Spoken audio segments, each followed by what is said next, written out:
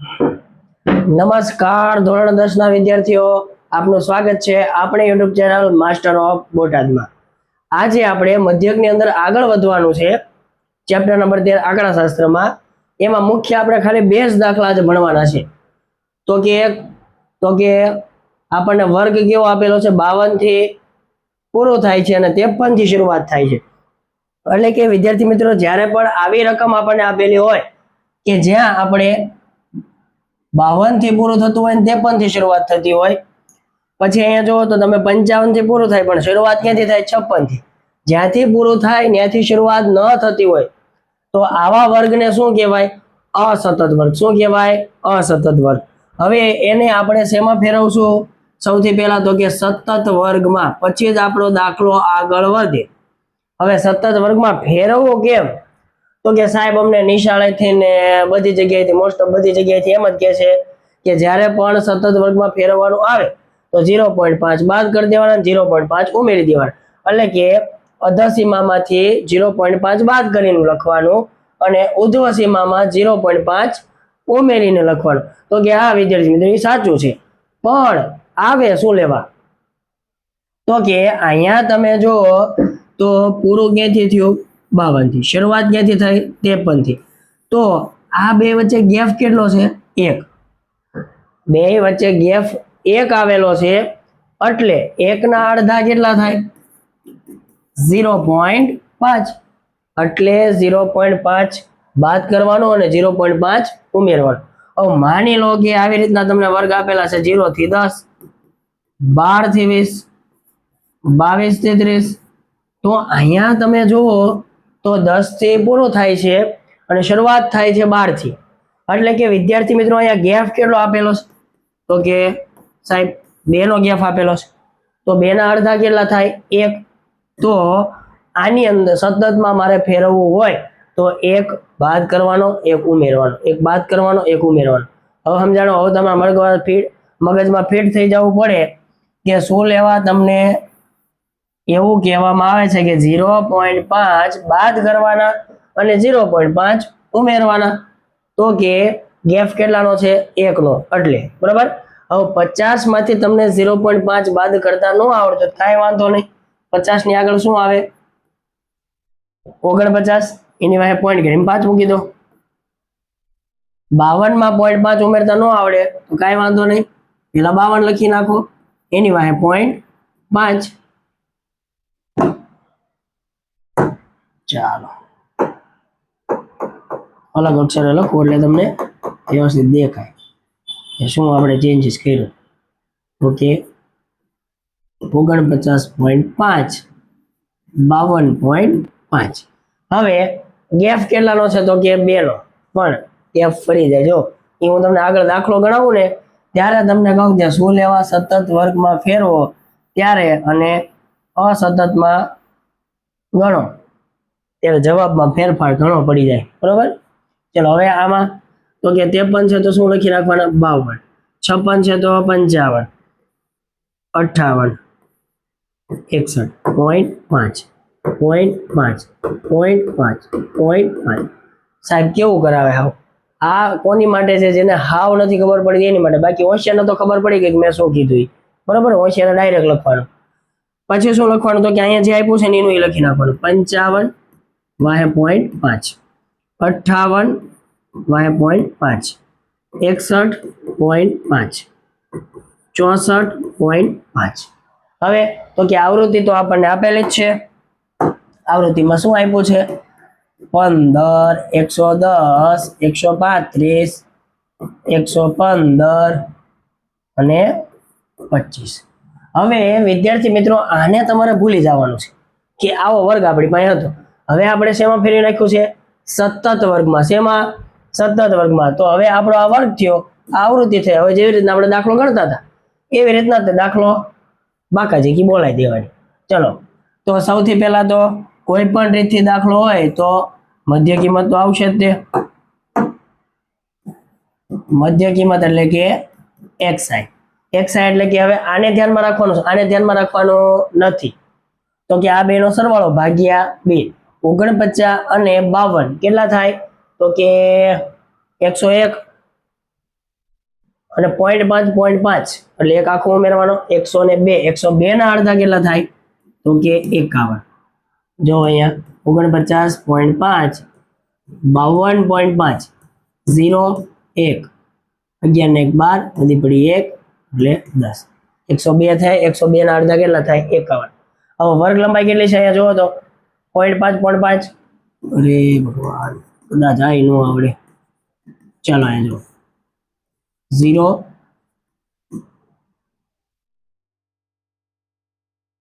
3 અને 0 એટલે કે 3.0 એટલે કે ગેપ કેટલાનો છે 3 નો હવે વિદ્યાર્થી મિત્રો અહીંયા જો આપણે સતત વર્ગમાં ન ફેરવું હોય તો અહીંયા ગેપ કેટલો છે 2 નો અહીંયા કેટલો છે 2 નો અહીંયા બધામાં 3 નો ગેપ તો કે આપણે h જે આવે h વર્ગ લંબાઈ એની અંદર ઘણો ફેર પડી જાય છે હવે 3 3 ઉમેરી દેવી એટલે આપણે સરવાળો ભાગ્યા 2 નો કરવું 57 60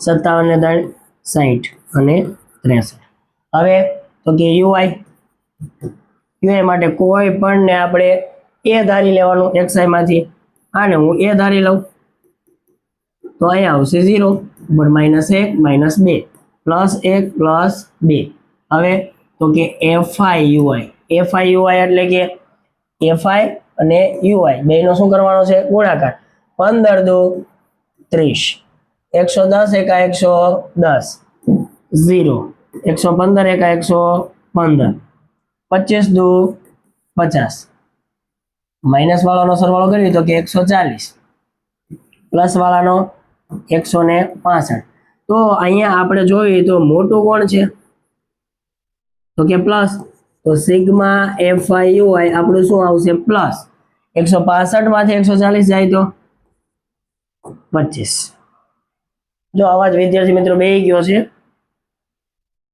એટલે કદાચ અમુક વસ્તુ તમારે સાંભળવામાં થોડીક તકલીફ પડશે કેમ કે અહીંથી અવાજ જેટલો નીકળે એટલો ટ્રાય કરું છું fi તો કે સિગ્મા fi ચલો સિગ્મા fi એટલે કે બધાનો સરવાળો પેલા રકમમાં જોઈ લેવાનું આપ્યું નથી તો ખાલી ખોટો આપણે સરવાળો કરવો નથી આપ્યું તો સરવાળો કરવો પડશે 5 0 5 10 15 20 20 ની 0 વધી પડી 2 2 ને 3 4 4 ને 3 7 7 ને 8 8 ને 2 10 વધી પડી 1 1 ને 1 2 3 4 એટલે કે 400 કેટલા આવ્યા 400 તો હવે જે વસ્તુ આપણે સૂત્રમાં જોઈએ એ બધી આપણને અહીંયા મળી ગઈ છે તો સૂત્ર લખીને દાખલો પૂરો કરવાનો અહીંયા હું હવે અત્યારે નથી લખતો કેમ કે જગ્યા નથી એટલે તમારે લખવાનું વ્યવસ્થિત કે h બરાબર શું છે હાલો થોડું નાનું કરીને લખી જ નાખો તો તમે કહેશો સાહેબ આવો ઘોડા આવ્યા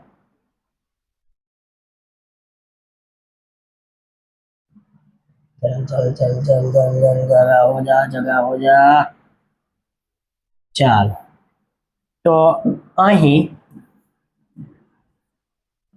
સિગ્મા fi ui તો કે +25 સિગ્મા fi તો કે 400 પછી વર્ગ લંબાઈ કેટલી આપી છે આપણને તો કે 3 પછી સૂત્રમાં શેની જરૂર પડે a એટલે પહેલા એ લખવાનું a બરાબર 57 ચલો બધી વસ્તુ આપણે લખી નાખી તો હવે સૂત્ર લખીને દાખલો પૂરો કરવાનો x બાર બરાબર a વત્તા સિગ્મા fi ui છેદમાં સિગ્મા fi ગુણ્યા h એ એટલે તો કે 57 આપણે ધાર્યા છે સિગ્મા fi ui તો કે 25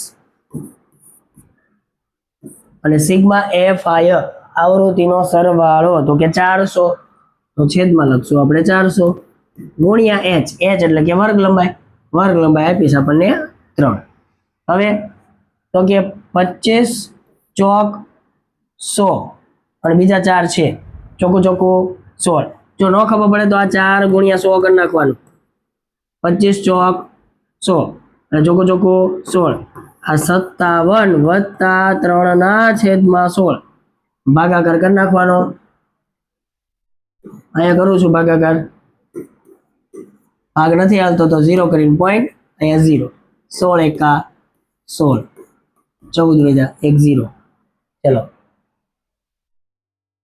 16 એકા 16, 16 દુ 32, 16 તેરી 48, 16 ચોક 64, 16 પંચા 80, 16 છક 96, 16 સત્તા 112, 16 અઠ્ઠા 128, એમાં 16 નાખો એટલે વધી જાય, બરોબર. 16 અઠ્ઠા 128, કેટલા વધ્યા 12, 1 0 હું લખી શકું તો 16 સત્તા, એટલે કે હવે 19 લેવાનું થાય છે. 57 વત્તા 0.19, કેમ તો કે ત્રીજો આંકડો 5 કરતા વધુ છે તો 18 ની જગ્યાએ 19 કરી નાખવાના. હવે અહીંયા તો 0 જ છે એટલે અહીંયા કાંઈ નહીં ફેર પડે, તો જવાબ શું આવશે તો કે 57.19.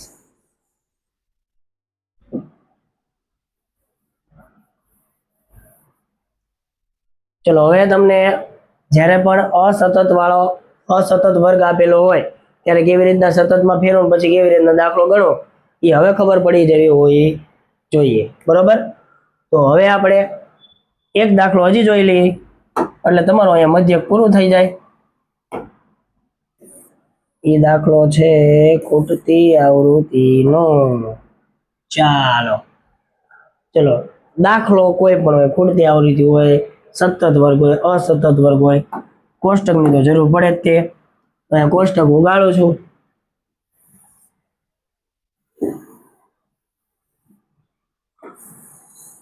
કેટલા ખાના જરૂર પડશે તો કે સૌથી પહેલા તો વર્ગ, પછી આવૃત્તિ એટલે કે FI, પછી મધ્ય કિંમત XI. આ 3 ખાના તો બધામાં ફરજિયાત આવશે. હવે તો કે કોના ઉપર આધાર રાખે તો કે આ 13 થી પૂરું થાય, 13 થી શરૂઆત. હાલો વર્ગ તમે જુઓ તો સતત જ છે, બરોબર. ગેપ જુઓ તો 2 2 2 2 2 2 2. વર્ગ લંબાઈ બધામાં કેવી છે સરખી, તો આપણે સીધું પદ વિચલનની રીતથી દાખલો ગણી નાખશું. UI FI UI 11 13 7, 13 15 6, 15 17, 17 19, 19 21, 21 23, 23 25,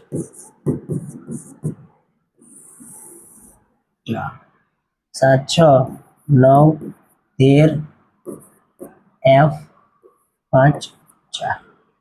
હવે અહીંયા ખૂટતી આવૃત્તિનો દાખલો છે એટલે આપણને જો અહીંયા મધ્યક આપેલો છે. કોઈ પણ રીતનો દાખલો હશે પણ ખૂટતી આવૃત્તિનો હોય, મધ્યકનો દાખલો હોય તો મધ્યક આપેલો હોય છે, મધ્યસ્થનો દાખલો હશે તો મધ્યસ્થ આપેલો હશે, અને બહુલકનો દાખલો હશે તો બહુલક ફરજિયાત આપણને રકમમાં ઉપર આપેલો હશે. એટલે એક મગજમાં રાખજો. ચાલો હવે મધ્ય કિંમત એટલે કે બેનો સરવાળો ભાગ્યા 2 તો કે 13 અને 11 તો કે 24, 24 ના અડધા 12. ગેપ કેટલાનો છે તો કે 2 નો, તો કે 14 16 18 20 22 24. આવું ક્યારે કરવાનું? જ્યારે વર્ગ લંબાઈ સમાન આપેલી હોય ત્યારે. ચલો બને ત્યાં લગી તમે બીજું ધારો તો ચાલે, પણ બને ત્યાં લગી જ્યાં ખૂટતી આવૃત્તિ હોય ને એની સામે જ એ ધારવાનું. એટલે અહીંયા તમારે ગણતરી કરવામાં હાવ સહેલું પડે, બરાબર. બાકી તો ગમે ચાલે. 0 -1 -2 -3 -4 1 2, આ 0 કરી નાખી. હવે તો કે FI નો ગુણાકાર 7 ચોક 28, 6 તરી 18, 9 દુ 18, 13 એકા 13, 5 એકા 5, 4 દુ 8. માઇનસ વાળાનો સરવાળો શું થશે તો કે 8 તરી 24, 24 ને 3 27, વધી પડી 2 2 4 5 6 7, કેવા માઇનસ. પ્લસ નો સરવાળો તો કે પ્લસ 13. 77 મોટા કે 13 તો કે 77. તો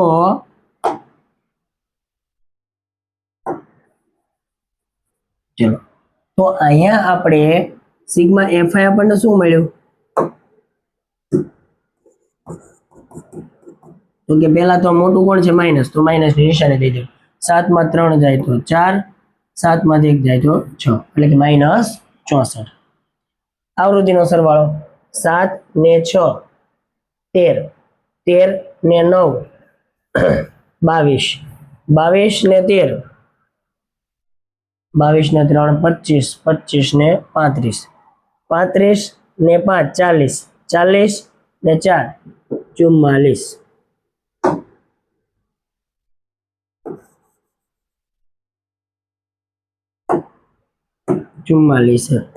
સિગ્મા એફઆઈ બરાબર 44 વત્તા હજી આ એફ તો છે તે મેં ખાલી સંખ્યાનો સરવાળો કર્યો, એની હારે એફ નો પણ સરવાળો થાય એટલે કે 44 વત્તા એફ. ચલો આપણે જેટલી વસ્તુ જોતી છે દાખલામાં બધી વસ્તુ આપણને મળી ગઈ, તો આપણને ખૂટતી આવૃત્તિ એટલે કે એફ આપણને મળી જશે. પહેલા હું બધું લખી નાખું. તો કે અહીં સૌથી પહેલા તો મધ્યક બરાબર શું આપેલું છે? તો કે 18. પછી એ આપણે શું ધાર્યો છે? તો કે 20. પછી sigma FI UI, sigma FI UI શું આપણે આવ્યું? એફઆઈ યુઆઈ નહીં તું આય. ચાલો sigma FI UI, sigma FI UI શું આવ્યું? તો કે -64. સિગ્મા એફઆઈ તો કે 44 વત્તા એફ અને વર્ગ લંબાઈ એચ. એચ બરાબર તો કે વર્ગ લંબાઈ કેટલી છે? તો કે 2. સૂત્ર મૂકવાનું, જે કિંમત આપણી પાસે છે એ મૂકીને દાખલો પૂરો કરી નાખવાનો. x બાર બરાબર a વત્તા સિગ્મા એફઆઈ યુઆઈ છેદમાં સિગ્મા એફઆઈ ગુણ્યા h. એ એટલે કે પહેલા તો x બાર આપણને આપેલો છે એની જગ્યાએ મૂકવાના 18.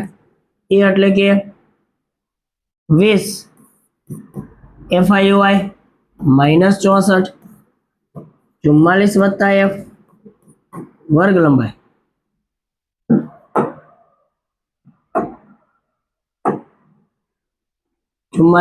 વત્તા એફ ગુણ્યા વર્ગ લંબાઈ તો કે 2.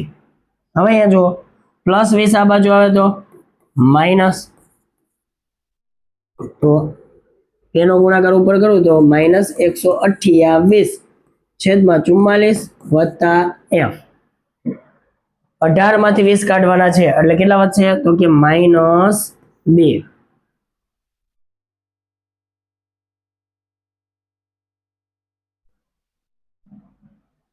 ચલો -2 બરાબર -128 ના છેદમાં 44 વત્તા એફ. હવે તમે અહીંયા જુઓ તો આ આખું છે ને ભાગાકારમાં, આ બાજુ શું થઈ જાય? ગુણાકારમાં.